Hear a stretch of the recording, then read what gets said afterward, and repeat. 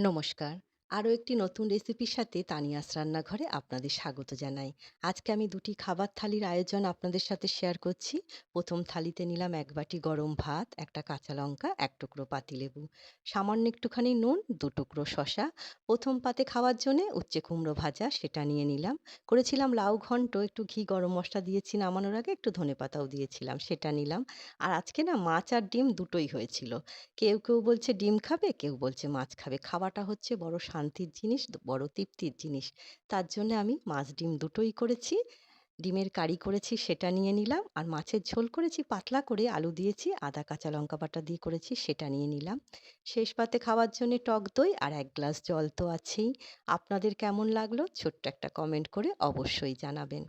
২য় থালিতে নিচ্ছি ১ বাটি গরম ভাত, নিচ্ছি ১ টা কাঁচা লঙ্কা, ১ টুকরো পাতিলেবু, সামান্য একটুখানি নুন নিচ্ছি, আর ২ টুকরো শসা আর ২ টুকরো টমেটো নিলাম।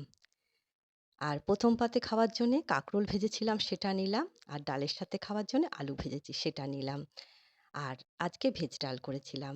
ভেজ ডাল খেতে আমার মেয়ে বেশ ভালোবাসে। আমি প্রায়শই কিন্তু ভেজ ডালটা আমাদের বাড়িতে হয়।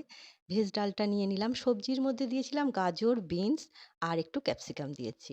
আর করেছিলাম ছানার ডালনা। এই ছানা ভাজাটা দোকান থেকেই কেনা। সেটা দোকান থেকে কিনে এনেই করেছি। আদা জিরে বাটা দিয়েছি, ঘি গরম মসলা দিয়ে নামিয়েছি। শেষ পাতে খাওয়ার জন্য আছে টমেটোর চাটনি। এর মধ্যে খেজুর, কাজু কিশমিশ দেয়া আছে আর ১ গ্লাস জল তো আছেই। ২ টি থালির আয়োজন আপনাদের কেমন লাগলো ছোট্ট একটা কমেন্ট করে অবশ্যই জানাবেন। আজ তবে এই পর্যন্তই। দেখা হবে পরের একটি নতুন রেসিপির সাথে। সবাই সুস্থ থাকবেন, ভালো থাকবেন।